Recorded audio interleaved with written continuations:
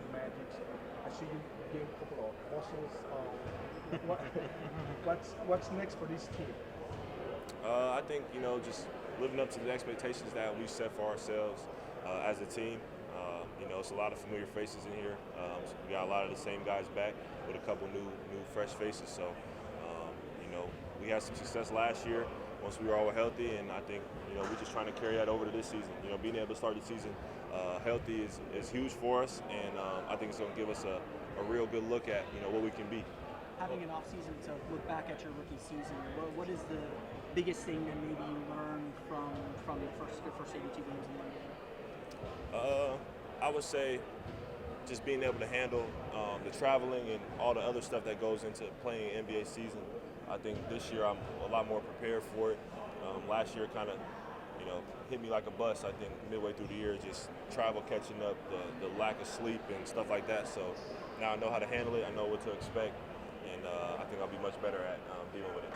As the face of the franchise, Paolo, how are you looking to take a step forward as a leader this year? Yeah, I think it starts vocally. I think it starts by leading by example. That's something that me, Mose, Franz, a couple other guys been talking about just over the summer is how to come in, lead by example, but also lead vocally and hold each other accountable, and be the voice that the team needs. I think that's something that we're not afraid to do. And we're gonna have to just keep getting better at. And obviously, we're not gonna be perfect, but I think as long as the effort's there and the attitude, the right attitude to try and be a leader, I think we'll be good. Did your experience at Team USA help with that at all? Yeah, I think being the youngest guy on the team, I think I was able to be very vocal, especially kind of in the role I was in. Kind of helping some of the other guys, telling them what I saw from the bench and what I saw on film. I think it helped me take a step for sure. And Moses was there as well, so he saw me kind of take that step, and he expects the same from me here. What about the internal expectations that you guys have for this team? Remember back in April you said playoffs or bust. Do you guys still feel that way about what your maybe results-driven goals are, and what do you need to do to kind of reach your internal expectations for yourself and the team? I mean, I think we just gotta be who we are, and just stick together. It's going to be highs and lows, ups and downs throughout the year. But as long as we stay together as a unit, I'm confident.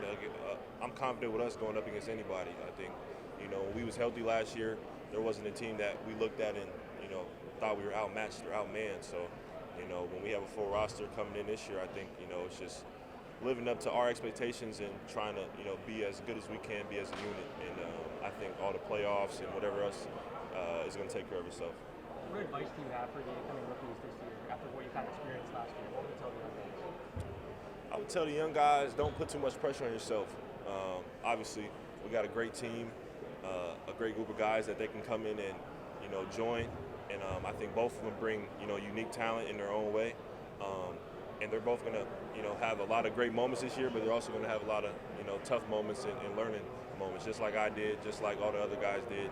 I mean, it's your rookie year. You don't, as much as you can try to prepare for it, you're never going to be able to prepare for it. So, like I said, don't put too much pressure on yourself. But those guys are both good kids, and they carry themselves the right way, and they both work really hard. So I'm definitely expecting them to have an impact. Thanks, Steve. I got it. Thank you. Thanks, Paolo.